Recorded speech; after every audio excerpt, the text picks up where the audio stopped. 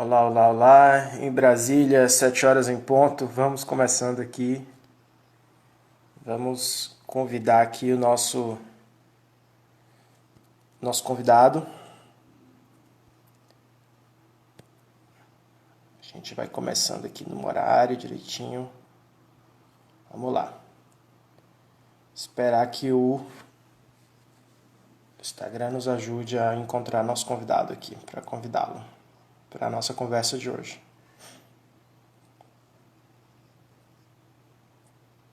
Só um instante, eu estou aqui procurando o nosso convidado. Olá, gente, boa noite. Se acheguem, fiquem à vontade. Só o Instagram colaborar aqui para a gente achar o convidado do dia.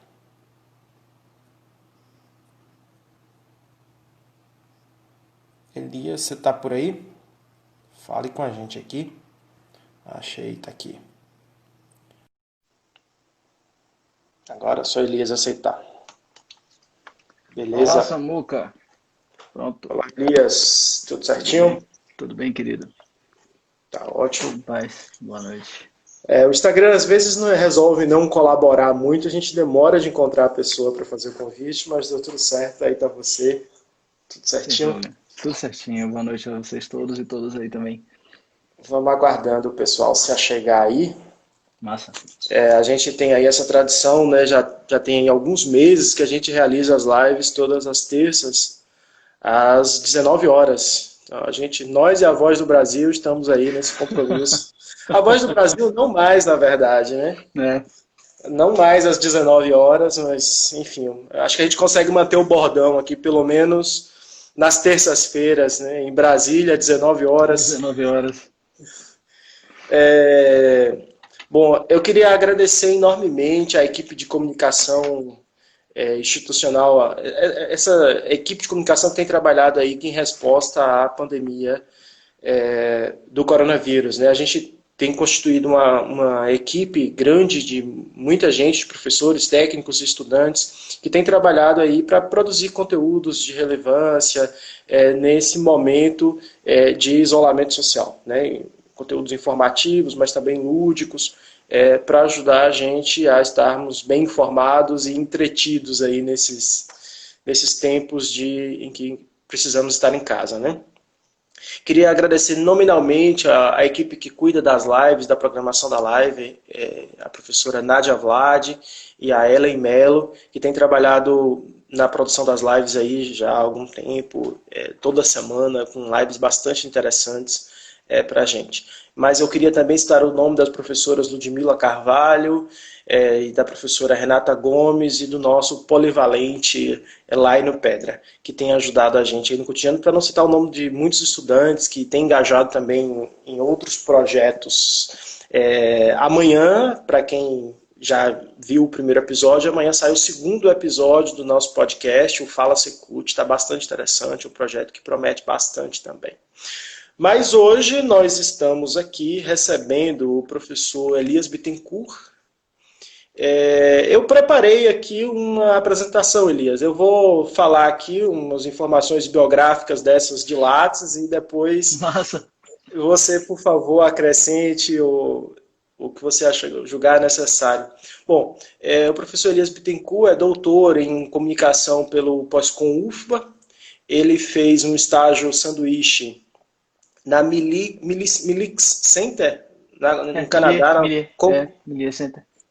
Millet Eu Center não sou na francófono, então vou pagar amigo de uma forma ou de outra.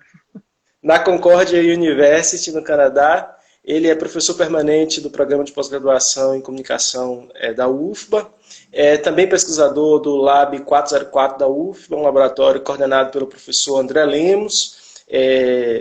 Professor André Lemos também que trabalha com o Daniel Marques, que esteve aqui com a gente aqui na programação das lives, e a gente pensou essas duas lives, na verdade, essa que nós temos agora com Elias, como uma continuação, de certa forma, de um conjunto de preocupações que tem sido objeto da atenção e da pesquisa do Laboratório 404, que é coordenado aí pelo professor André Lemos, que é uma referência nacional e internacional nos estudos desse tipo. Então, a gente está muito satisfeito de termos vocês dois aqui.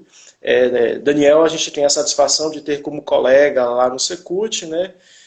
Mas recebemos aqui hoje o Elias para falar das pesquisas que têm sido feitas neste laboratório. O Elias é professor na Universidade do Estado da Bahia, no UNEB, onde ele trabalha no curso de design. Design que também é sua graduação, também pela UNEB, né, graduado em design. Ô Elias, esqueci de alguma coisa? Tem alguma coisa que você gosta de acrescentar? Eu estou vendo ali atrás 2 guitarras, eu acho que essa é uma informação importante. Não mesmo.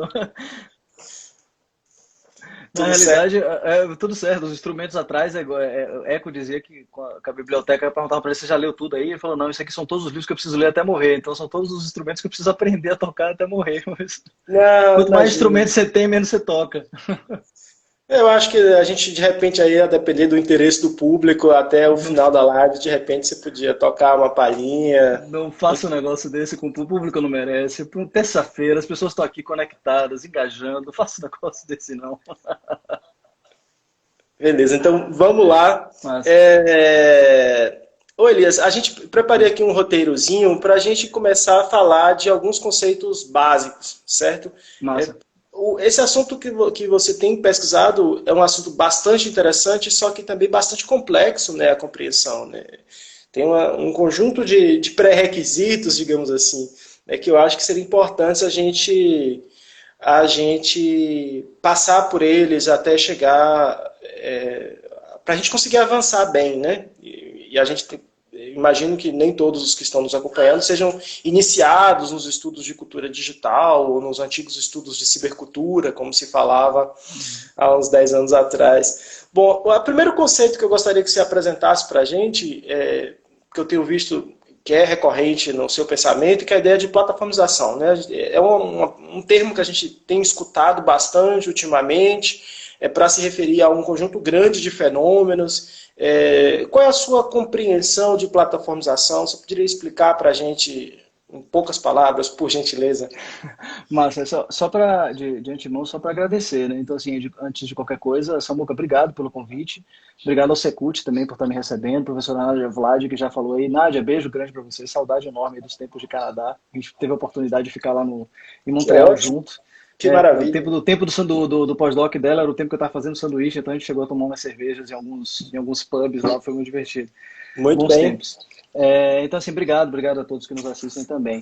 Então, Samuca, bom, vamos lá. Essa ideia de plataformização, acho que assim, se a gente for tentar colocar em termos mais simples, é um termo mais amplo e mais geral para aquilo que a gente já ouviu falar de maneira mais popular, como uberização, googlização das coisas, que é essa espécie de generalização de um modelo de negócio, um modelo de ofertar serviços, um modelo de consumir serviços, um modelo de gerir serviços e produtos a partir de uma lógica específica, só que começa a ser implementado a partir de algumas grandes empresas, principalmente motivadas pelo setor digital, e que isso vai ganhando um espraiamento, né? Vai se espalhando para diversos setores da sociedade. Então, de maneira muito, muito genérica, seria quase que a gente perceber essa replicação desses modelos que antes começou com algumas empresas especificamente, que vai ganhando esse destaque. Mas, assim, o que seria de maneira mais técnica, essa lógica de plataformização da sociedade? O que seriam essas plataformas? Bom, na realidade, assim, as plataformas, elas são uma espécie de infraestrutura política econômica e tecnológica voltada para a construção e oferta de serviços, de gestão.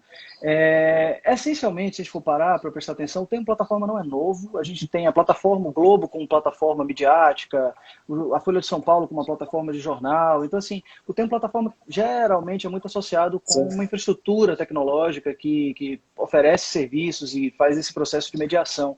E, em linhas gerais, não é muito diferente com o que está acontecendo. Talvez a diferença esteja, não necessariamente na mediação tecnológica, mas no grau de protagonismo que as tecnologias digitais e profundidade, né? Protagonismo e profundidade que as tecnologias digitais têm exercido nesse processo. Então, Sim. essencialmente, eu diria que a plataforma, a lógica de plataformização, ela poderia ser baseada em 4 pontos, né? O ponto da aprendizagem de máquina e da biopedagogia, que também seria a máquina tanto aprende como ela educa algoritmicamente. A performatividade algorítmica, que de certo modo é isso aí, essa ação que os algoritmos acabam exercendo. A dataficação, que é uma espécie de método de tradução do ordinário cotidiano em linguagem passível de compreensão e interpretação e aprendizagem de máquina. E a ideia de você transformar as experiências cotidianas em grandes experimentos de dados, tá? Então, assim, espaços controlados. Então, essencialmente, eu acho que o modelo de plataforma ele está ancorado nessas 4 dimensões, ou que o Lembo chama de PDPA, né? Que seria a plataformização, que ele chama de plataformização, de performatividade algorítmica e de dataficação. A gente podia pensar exemplos, assim, eu acho que do nosso cotidiano o mais comum é Facebook, as plataformas de streaming de conteúdo em vídeo, em música, né, o Deezer, o Netflix da vida. Você pode dar um exemplo de como funcionaria, por exemplo, um Netflix, que tem sido um dos mais usados, e como esses conceitos, a ideia de plataformização e essas características das plataformas se aplicariam ao caso do Netflix, por gentileza? Massa, vamos lá. Então, assim, Netflix, essencialmente, se a gente for olhar de maneira ampla, ele parece um serviço que só fornece conteúdo, vídeo, e que a gente teria algoritmos que facilitam o nosso processo de acessar esses vídeos e baseado no nosso gosto. Só que por detrás dessa infraestrutura a coisa é muito mais complexa. Primeiro que ele não só indica os conteúdos, ele praticamente a interface é totalmente viabilizada por algoritmos. 70% a 80% dos conteúdos que são assistidos no Netflix são indicados algoritmicamente e boa parte da interface que você vê, os vídeos que você vê ali, não chega nem a 1% do catálogo do Netflix. Então existe um back-end ali que faz a filtragem, a coleta daquilo que você acha que você tem para escolher, mas já foi previamente filtrado antes da sua escolha. Bom, inicialmente o Netflix ele entra com esse processo de catalogar e mapear as ações de assistir o filme. Aí acho que a dataficação ela começa a atuar. Quando eu estou falando sobre o experimento, a experiência como experimento, é isso. Ela não está tão preocupada em vender filme, ela está preocupada em tentar entender como é que as pessoas consomem conteúdo. Então, e nesse processo vai coletando dados, né? Para entregar o serviço mais personalizado, digamos assim. Mas assim, eu acho que quando a gente pensa em serviço personalizado, é importante que a gente conecte isso com a lógica do capital também. Porque a plataforma ela trabalha com uma empresa dentro do mercado especulativo. Sim. Netflix trabalha, tem ações abertas, ações, né, de investimento no mercado de capital. Então, assim, quanto mais o serviço oferece, quanto mais a Netflix consegue garantir um nível de engajamento com seus usuários, menos chances, digamos assim, né? Ela teria de ter desistências e, portanto, menos risco ela oferece para o investidor e mais chances de ser uma empresa lucrativa. Então, essa lógica de que você consegue reduzir risco e otimizar o engajamento no consumo daquele serviço torna a plataforma algo, digamos assim, interessante do ponto de vista do investidor. Sem contar que a tecnologia que ela tem por detrás, que é de entender como é que as pessoas vão construindo hábitos específicos de assistir filme, que tipo de conteúdo ela gosta, qual é a relação entre determinados conteúdos, como é que isso se organiza em relação a culturas diferentes, ou mesmo quando o Netflix faz alguns tipos de intervenção, como é que essas realidades vão se modificando, traz para ela também um outro grande mercado paralelo, que é o mercado de dados, que é a possibilidade dela ter uma tecnologia, uma inteligência que ela pode estar conectando com outras grandes empresas. Então, essa lógica de que eu oferto serviços melhores, a gente fica só na ponta do iceberg, que olha, ela está me entregando um serviço mais personalizado, mas por detrás de um serviço mais personalizado, tem uma lógica que é como eu faço para educar as pessoas a consumirem conteúdo dentro dos métodos que são interessantes para que eu possa entender como elas consomem isso, para que amanhã eu possa ofertar. E é importante lembrar que a Netflix ela não só mais oferta conteúdo disponibilizado de outras empresas, como ela constrói os próprios conteúdos. Né? Então, tem diretores, inclusive, do Netflix, o que criou o diretor do Beast of No Nation. Ele tem uma entrevista que eu sempre cito quando eu falo sobre isso, que ele comenta o quanto os algoritmos estão interferindo na maneira como ele constrói o filme, com as decisões que ele toma enquanto diretor. Os cientistas de dados do Netflix dariam orientações, né, sobre como o roteiro tenderia a ter mais sucesso, a aderir mais o público, a ser interessado a determinados públicos, né? Isso é bastante interessante. Então, portanto, a plataformização não diz respeito apenas a uma questão de tecnologia, né?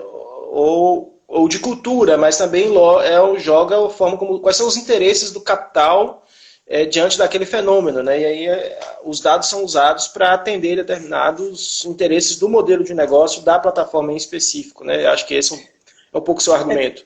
Exato. Se é que a gente pode separar em algum momento cultura, tecnologia de economia e política, né? Porque desde sempre Sim, os sim, modelos claro. econômicos, eles sempre também criaram suas culturas, interferiram no processo cultural e ao mesmo tempo também tem uma relação política que pavimenta essa história toda. Mas é isso. Isso é bastante interessante, Elias. Acho que a gente começar por aqui, porque a gente tem visto, né, ao longo do tempo, toda a discussão sobre tecnologias digitais acaba por o que o pessoal chama de determinismo tecnológico, né? Fica muito Uhum. centrado na tecnologia, no modo como a tecnologia funciona, e muito frequentemente a gente se esquece das questões de política, das questões econômicas que estão por trás do desenvolvimento e da lógica de funcionamento, dos usos que são dados, né, a essas tecnologias. Eu queria agradecer enormemente ao pessoal que está chegando aí, muita gente, os colegas professores, estudantes, o pessoal do Laboratório de Humanidades Digitais, da UFBA, Salve, salve. salve, Léo? salve.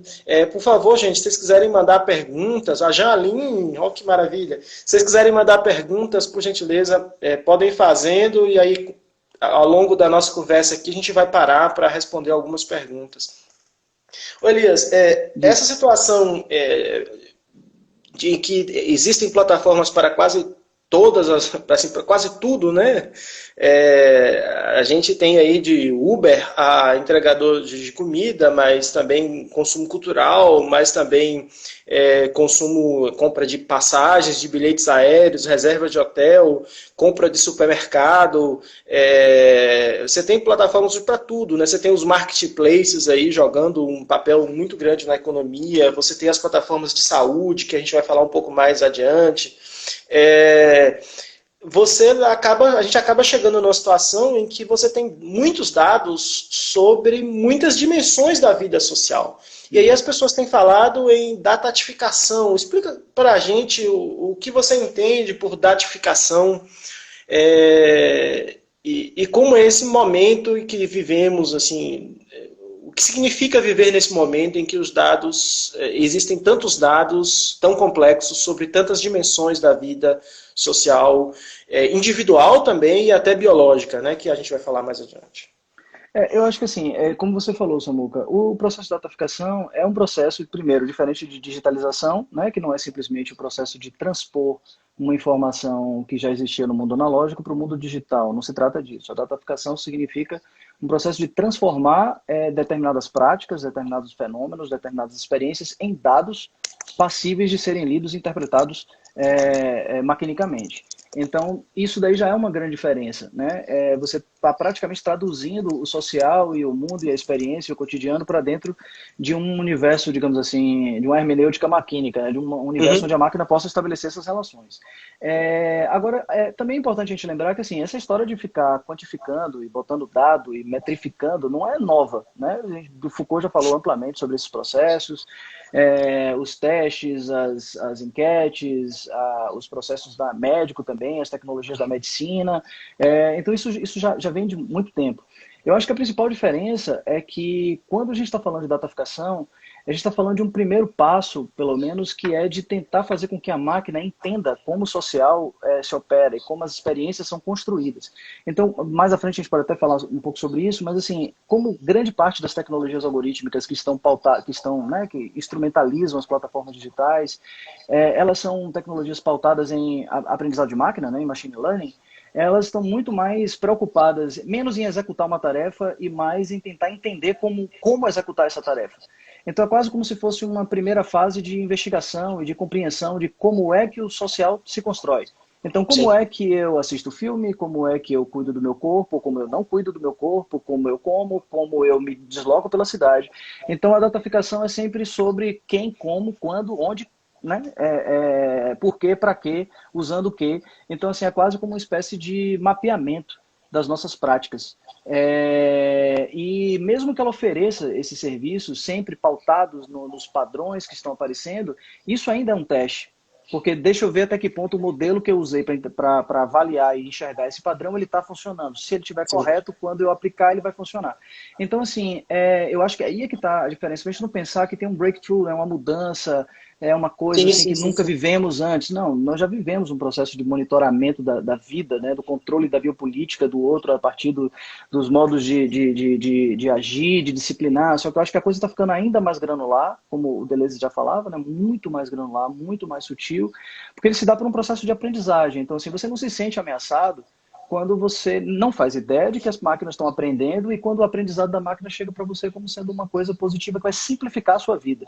E quando na Sim. realidade ela não está só simplificando, ela está construindo uma nova forma de você se relacionar com aquele serviço, com aquele produto, com as formas de viver.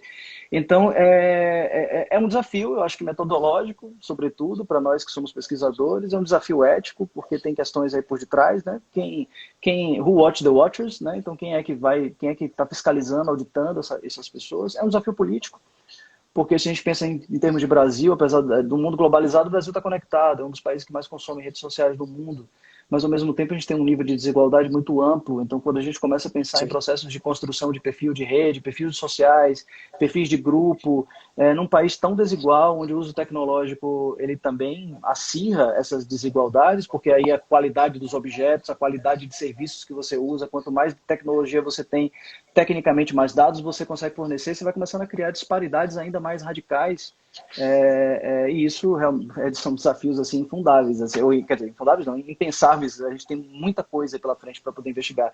Então, eu acho que Sim. sei lá, o grande diferencial que ele traz é muito em cima das consequências práticas que ele vem produzindo, não em si pelo princípio de quantificar, para controlar, para saber e para conhecer, e mais pelo método que eu estou usando para poder conhecer e nas consequências práticas que esses métodos diferentes estão trazendo para a gente hoje. Ô, Elias, você fala que não, assim, a gente não pode falar desse momento histórico como tendo uma fratura, né, com o que se tinha no início do século XX. Uhum. Mas eu acho que a gente tem que pensar as implicações só para um exemplo, e eu acho que é o que é mais usado, o dispositivo mais usado, as implicações dos smartphones, né? Uhum. Porque a quantidade de dados, né? Você tem um smartphone, você tem uma câmera, um microfone, você tem na maior parte deles uma tela sensível, você tem um GPS.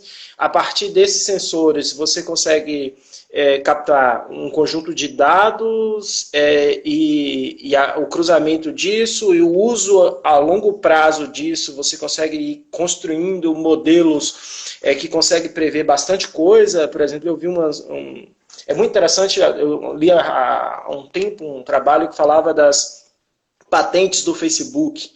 Né? E o Facebook consegue, já com dados de 10, 15 anos das pessoas, consegue saber se as pessoas estão doentes, se as pessoas estão tristes ou não, quanto de tempo a pessoa está dormindo. Isso é o Facebook, né? Ele Uhum. não consegue monitorar o seu corpo diretamente, mas ele sabe se você está usando o Facebook, o celular ou não, quanto tempo você está usando, e se você faz pausas longas, que geralmente você não faz, provavelmente é porque você está dormindo. E consegue estimar com algum grau de certeza coisas que você mesmo não sabe sobre você. Assim, claro que a gente não pode falar em rupturas históricas, mas a gente vive sim um momento diferente, né? Acho que tem características diferentes desse momento, né? Porque me parece também, falar que vivemos num mundo completamente novo Uhum. é ignorar o processo Exato, histórico. exato, Mas exato. também não dizer que tudo é tudo igual, Não não é. indica também qual é a transformação pelo qual esse velho está passando. O velho continua Perfeito, entre nós, mas é um velho transformado. É perfeito. um velho com novos elementos, digamos assim. É, e aí a gente tem observado agora, acho que é o último, assim, a discussão, as discussões mais recentes, eu sei que a discussão da sua tese, defendida este ano, que são as tecnologias vestíveis, né? Eu imagino que é do conhecimento da maior parte das pessoas, né? Aquela que deve ser a tecnologia vestível mais comum, que são os smartwatches, né? Que são esses relógios inteligentes que conseguem monitorar a frequência cardíaca, consegue monitorar movimento que o celular já fazia, só que com mais precisão, passos, enfim, tempo de sono, enfim, uma série de coisas que eu acho que você podia explicar melhor. Você podia explicar para a gente o que são tecnologias vestíveis? Eu sei que não se limita Uhum. aos relógios inteligentes, né? Tem também outros gadgets, mas o que é tecnologia vestível, o que eles fazem. Assim, sobretudo, porque eu acho que no Brasil, sobretudo agora com dólar caro, vai demorar, e dado que a gente não produz tecnologias vestíveis em larga escala, em escala industrial no Brasil, acho que vai demorar um pouquinho para a gente para se popularizar. Mas certamente assim, a fronteira do conhecido hoje e do que será a cultura digital no futuro precisa levar em conta aí as tecnologias vestíveis. Explica para a gente aí o que é, o que pretende, o que vai vir, o que vai ser, o que será. Tá, vamos lá.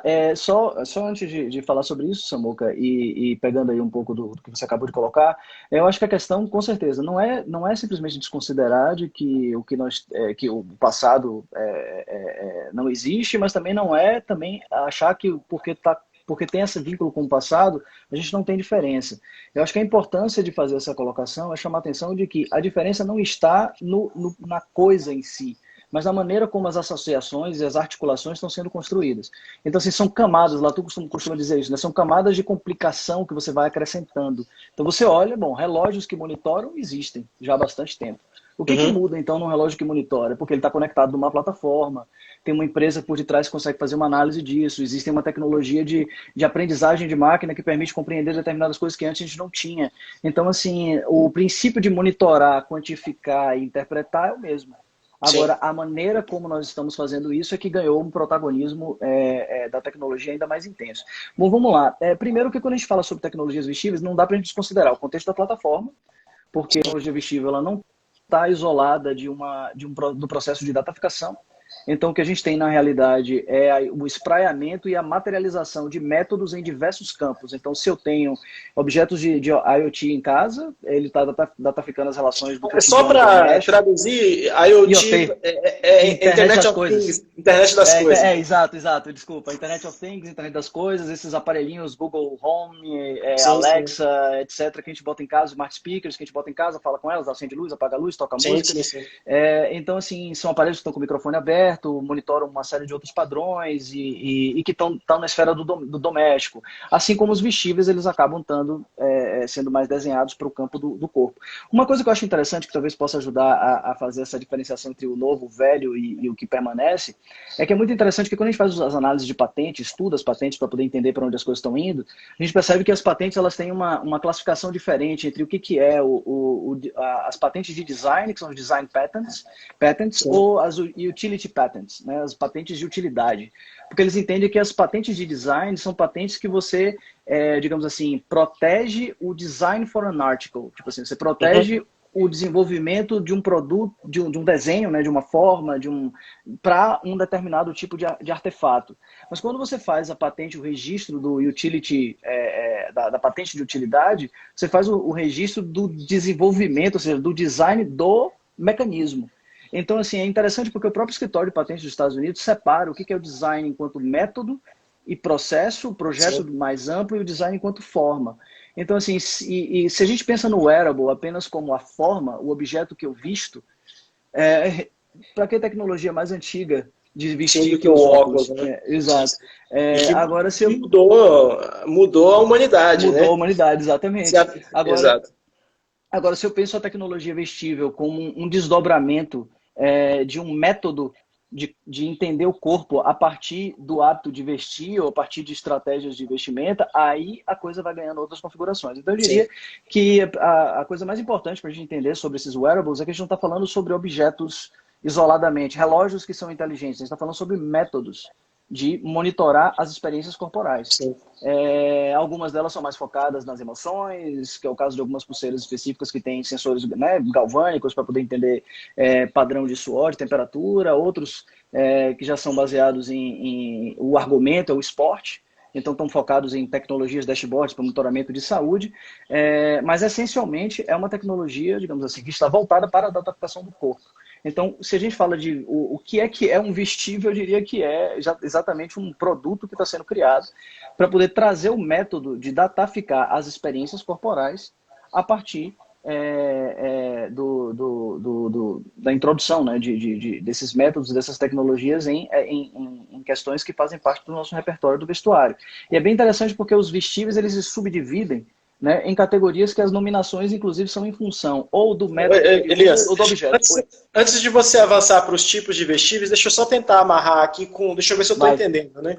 Tentar amarrar com a discussão que a gente estava fazendo hoje, fazendo anteriormente. A gente teria, então, portanto, um relógio, né, para citar esse exemplo que é o mais popular, né, um smartwatch, que me dá hora e que toma medidas do meu corpo. Para citar um exemplo, o batimento cardíaco, né? Me parece que esse é o elemento mais visível para mim que sou usuário. Só que eu acho que você faz um esforço, e um esforço bastante interessante, de apontar que esse relógio, ele está tirando os meus dados, mas ele está conectado à internet, ele está tirando dados de todos os usuários desse tipo de relógio, e ele está processando essas informações para produzir conhecimento. Né? Uhum. Tem uma plataforma por trás deste relógio inteligente. Ele não é inteligente apenas porque tira a minha... porque verifica qual é a minha pressão sanguínea, para ficar no exemplo mais simples, tá? Uhum. Mas também porque existe uma empresa por trás dele que faz uso desses dados para a produção de conhecimento e mesmo para transformar esse conhecimento em novos produtos, eventualmente, né? Uhum. Ou fazer outros usos desses dados. Eu acho isso muito interessante, porque tem um texto do professor André Lemos, que ele fala da necessidade de politizar os objetos da internet das coisas. E a politização passa por conhecermos quais são as funções desses objetos, né? Porque no caso do smartwatch, a gente pode usar o smartwatch e aquilo que é visível, as funções do smartwatch que a gente usa não necessariamente revelam tudo o que o smartwatch faz com a gente, com os dados que ele coleta e revela todos os dados que ele coleta. Então, de certa forma, tomar conhecimento Eu lembro que ele faz uma distinção bastante sofisticada disso, da diferença entre aquilo que é sensível, que nos é dado pela sensibilidade, pela nossa experiência direta com o objeto, né, aquilo que a gente tem consciência que faz com o objeto, e o que o objeto é de fato, né, que é muito mais complexo. E no caso dos vestíveis, a complexidade é tão grande que dificilmente um usuário, mesmo um usuário com bastante conhecimento sobre as funcionalidades do seu vestível, vai ter conhecimento de tudo que ele faz em termos com os dados que ele coleta e com os desdobramentos que isso tem. Né? Mas aí agora você falava dos tipos de vestíveis, que me interessa bastante. Assim. Eu estou no smartwatch por pura ignorância. Não, mas assim, sei que existem outros tipos. Não, tem, mas assim, acho que é importante, antes de falar dos tipos, que você está pegando isso aí que você está colocando, que assim, é claro que politizar os objetos é importante, como o André coloca, mas é importante a gente lembrar que assim, conhecer esses objetos, essa ideia do objeto inescrutável, que é do Harman, inclusive, que o André cita no texto dele, todos os objetos são inescrutáveis desde sempre. Né? Então a gente também não teria condição de entender os princípios nem os propósitos que estavam por detrás quando se criaram as primeiras balanças. Para o corpo, por exemplo, né? E como as balanças acabaram interferindo, inclusive na construção de um modelo de padrão de corpo específico e assim por diante. Então, assim, a gente não tem como ter acesso a essa plenitude. Só que eu acho que tem uma camada de sofisticação, de complexidade, que não é nem tanto só no princípio maquínico lá do algoritmo que está na caixa preta, mas é na ideia de um modelo de corpo diferente que está sendo construído. Porque a gente diferentemente talvez dos modelos, dos instrumentos de monitoramento corporal que a medicina trouxe, né, lá nas primeiras décadas, nas primeiras décadas do desenvolvimento tecnológico das redes de hospitais conectados, etc., que assim, existe um modelo de corpo que se entende e que se procura, olha, eu sei o que é uma pressão corporal, eu sei como é que funciona o coração, então eu preciso fazer instrumentos para aferir isso a partir do modelo que eu já conheço. Se a gente fosse pensar isso do ponto de vista computacional, é quase como se você estivesse trabalhando com um algoritmo tradicional, onde eu aplico um modelo que eu já tenho, eu tenho um modelo já tradicional, as regras todas, eu uso aquilo para poder interpretar o meu fenômeno. No caso desses novos, não. Eu estou construindo um modelo computacional de corpo. Sim. E eu preciso dizer, olha, o corpo do Apple Watch de Elias é o corpo que é construído baseado em quê? Em coração e movimento, vamos imaginar. Eu tenho grandes dois sensores, que é o sensor de movimento e o sensor de movimento e o sensor de monitoramento cardíaco. Então, todo o meu corpo é construído a partir de derivações disso daí. Se eu estou parado, meu coração está com uma frequência muito baixa, a minha localização está estática há bastante tempo, o corpo deduz que eu durmo. Se eu estou com o coração muito acelerado, mas eu tenho um padrão já histórico de que naqueles horários eu estou dormindo, é sinal que eu posso estar com o meu coração alterado enquanto eu durmo. Então, assim, essa construção ela é pautada em cima de um modelo computacional de corpo que passa a entender o corpo é aquilo que o corpo é o comportamento das variáveis e a relação que essas variáveis estabelecem. Então, se eu construo um corpo alternativo, digamos assim, por essa abordagem alternativa, isso traz consequências outras quando a gente for pensar no uso dessas tecnologias para fins de referências de saúde, de políticas públicas e tudo mais. Sim. E aí, quando a gente vai falar dos tipos, é isso, porque a gente tem modelos corporais ou modelos específicos que estão sendo utilizados e que nem sempre são compatíveis entre si, porque daí entram as brigas entre propriedades e APIs, etc. Sim. Mas o que eu falava sobre os tipos é que, assim, essencialmente os tipos de wearables, eles estão muito mais relacionados com, inclusive, a nomenclatura, com o objeto da dataficação ou o método que é usado para que ele possa ser implementado. Você tem os hearables, que são os escutáveis, né? Que é como os AirPods que a gente usa aqui, que nas gerações, inclusive nas atualizações de firmware, eles já podem monitorar a saúde sonora, a saúde auditiva, né? Verificar se a quantidade de decibéis que eu estou escutando me prejudica ou não, etc. A gente tem os ingestibles, que são aqueles que podem ser ingeridos, então você tem uma plataforma chamada Proteus, que é uma plataforma que você usa pequenos sensores que são ingeridos em cápsula e eles monitoram a absorção de produtos, de medicações, né, no corpo e permite que plataformas médicas possam gerenciar como é que aquela droga está agindo em determinado tratamento. Sim. Inclusive, eu vi um estudo que fala em drogas absolutamente personalizadas, que a partir desses sensores você pode controlar, é uma cápsula inteligente que você pode controlar a liberação da substância, né?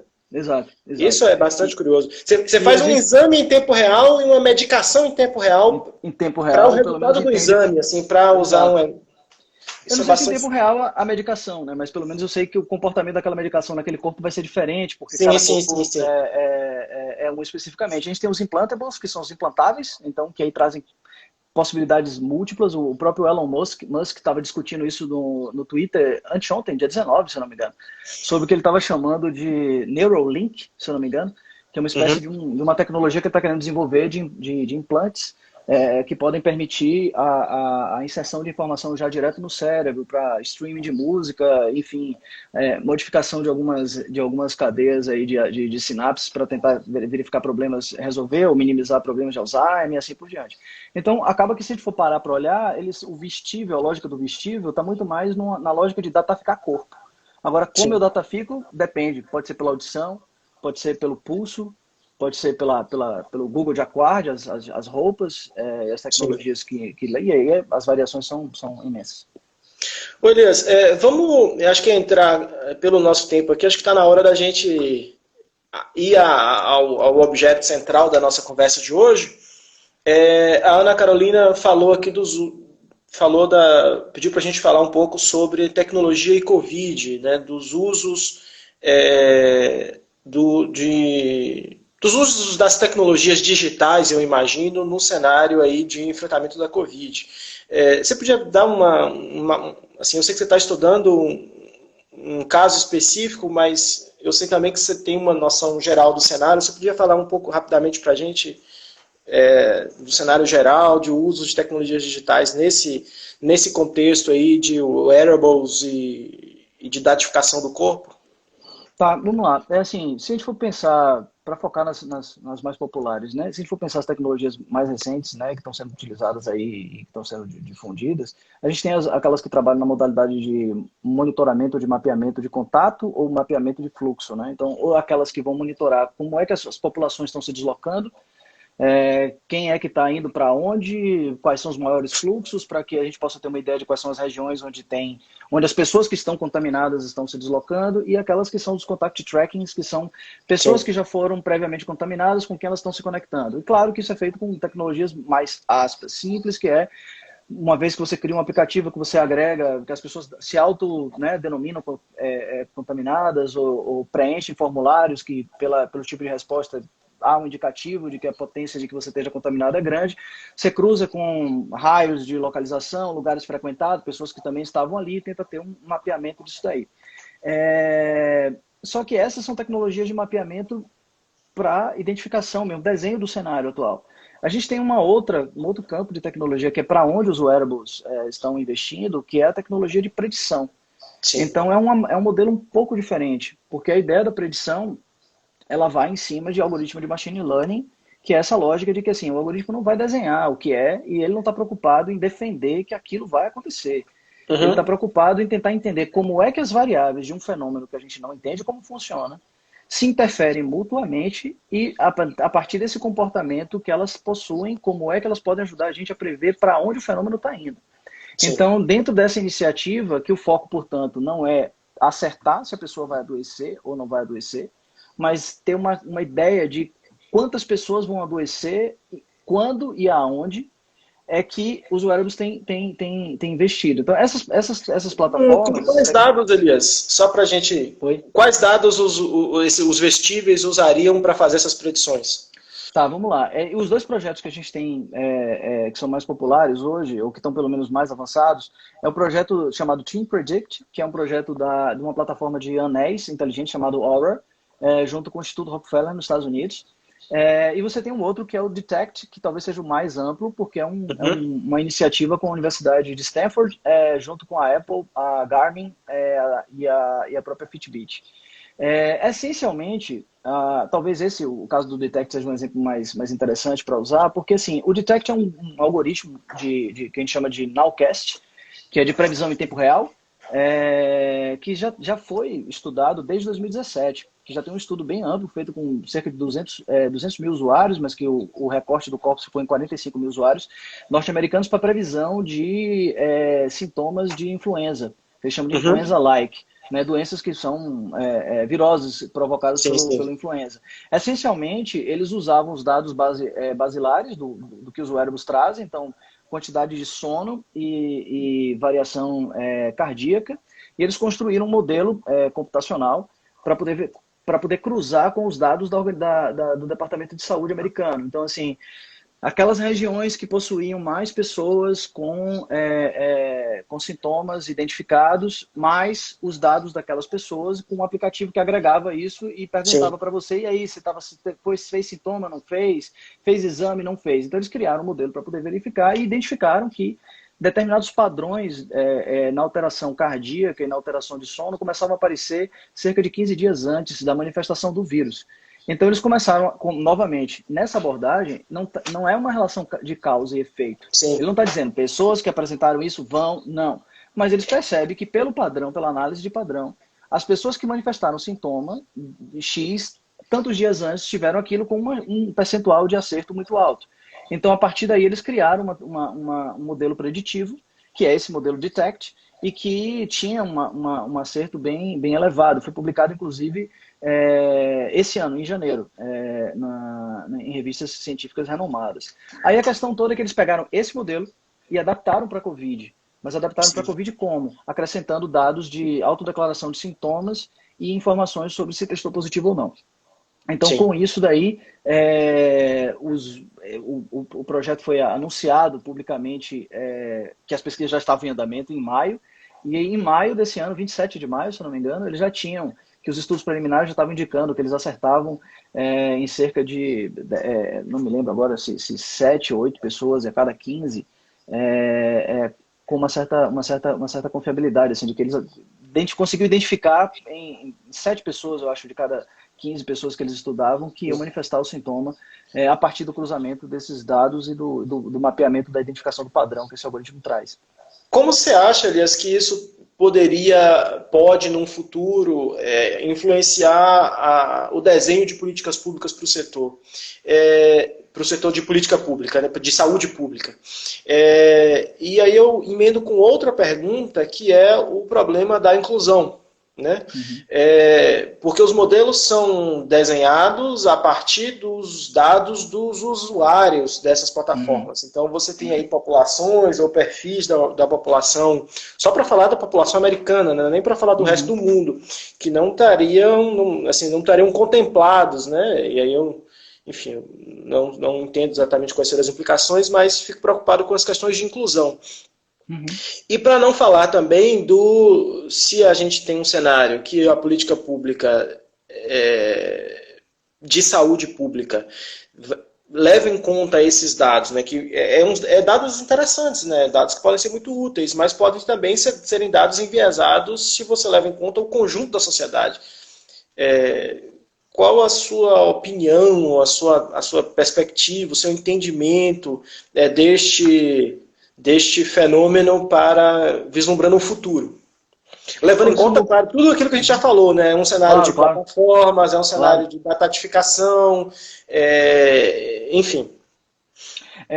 Eu sempre, toda vez que eu falo sobre esse assunto, eu gosto sempre de lembrar que, assim, quando Foucault fala sobre o surgimento da clínica, e o surgimento dos grandes hospitais, etc., ele enxerga, assim como a construção dos presídios, ele enxerga isso como uma arquitetura de fazer ver, né? Ou seja, uma estratégia de fazer, dar visibilidade à delinquência, à loucura e etc. Então, assim, se a gente for pensar por essa lógica, o hospital geral ele não foi construído a partir da medicina, ele foi construído a partir da polícia e do Estado, a partir de uma lógica específica que é uma lógica disciplinar.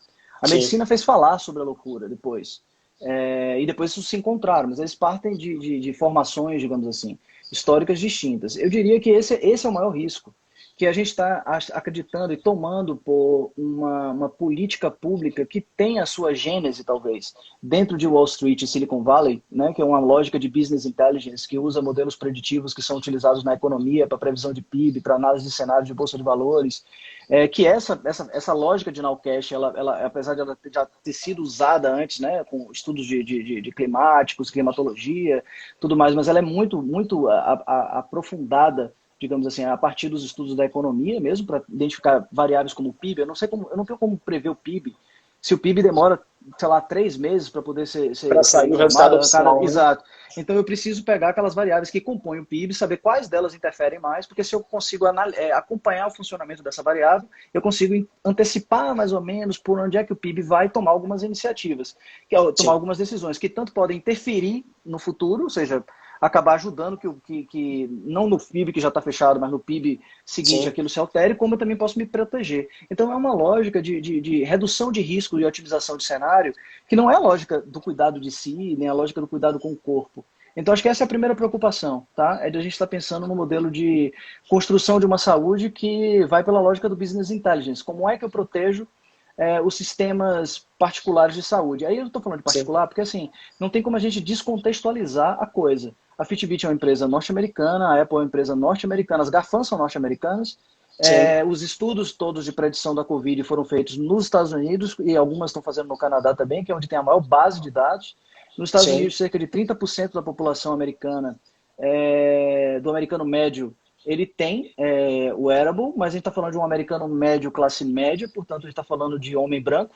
A gente não está falando de uma generalização muito ampla e a gente está construindo um modelo de referência, digamos assim, computacional, que é construído em cima de grupos hegemônicos. Então, esse é o segundo problema que a gente vai ter. sim. Né? Porque se isso daí, a referência que a gente tem aí, ela se espalha para tomar como referência para outros lugares do mundo, a gente tem um problema Um bem, bem, problema, bem, né? bem, bem, bem grande.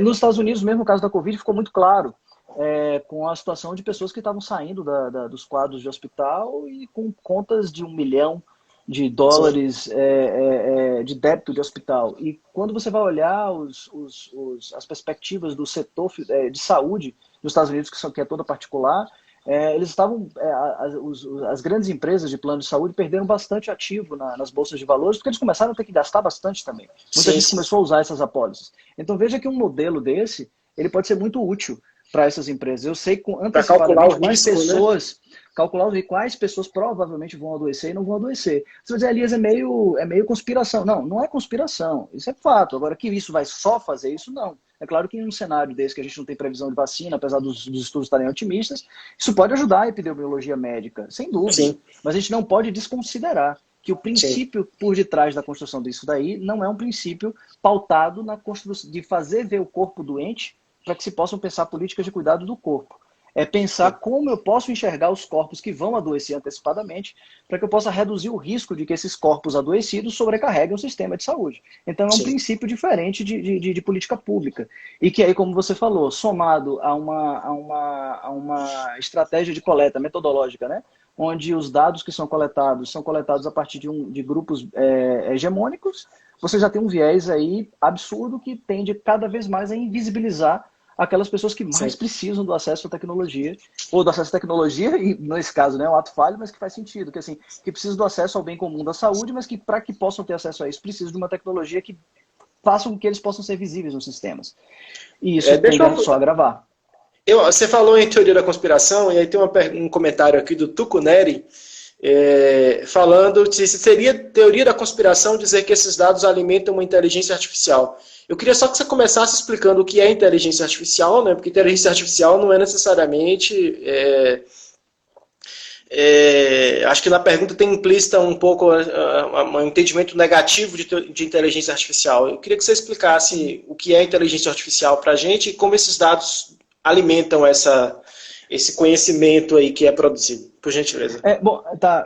Só pergunta fácil, viu, Elias? Aqui é só pergunta fácil. Não, tranquilo, difícil só explicar isso tudo rapidinho, né? Mas vamos lá. A primeira coisa é isso aí que você coloca, Samuca, é interessante, porque quando a gente chama de inteligência artificial, algoritmo, a gente está falando, às vezes, de uma coisa muito geral e que não tem uma inteligência artificial, assim como não tem como o Daniel colocou aí, a Skynet, né? Não tem um algoritmo, uma inteligência artificial. A gente está falando de uma abordagem metodológica, é quase que uma posição epistemológica, de conhecer a partir de análise de padrão. Então é uma outra coisa. Então a diferença principal é essa, que assim, não inteligência artificial, mas a inteligência artificial ela é pautada em algoritmos que são de aprendizagem de máquina. Aprendizagem de máquina, não só, mas principalmente. Então, a gente está falando de uma máquina que processa, ou seja, a analogia à inteligência, que processa e compreende o mundo a partir de uma abordagem computacional que é diferente da inteligência, digamos assim, massífica da computação tradicional. A computação tradicional está acostumada, genericamente, se for pensar no algoritmo tradicional, eu não sou de análise de sistema, vou falar de maneira extremamente irresponsável, mas só o princípio para a gente poder entender é que assim, você tem uma lógica que eu preciso construir um protocolo de ação para resolver um problema muito complexo. Se eu tenho um algoritmo tradicional, baseado em experiências anteriores, eu construo um modelo que tem referências e padrões ou critérios que devem ser usados para interpretar aquele fenômeno. Então eu vou colocar as regras no sistema e vou dar base de dados para que o computador interprete aqueles dados que eu coloquei ali com base nas regras que eu estabeleci. E o resultado final que vai sair é uma estatística, ou pelo menos uma quantificação ali naquele corpus, como é que aquilo operou baseado nas regras que eu coloquei. No mecanismo da inteligência artificial, do machine learning, é o inverso. A máquina não está preocupada em executar a tarefa, ela está preocupada em aprender como é que a tarefa pode ser executada.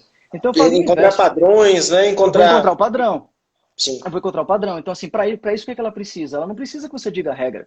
Ela precisa que você dê a resposta e que você coloque o dado, para que ela possa entender como é que tem que analisar aquilo.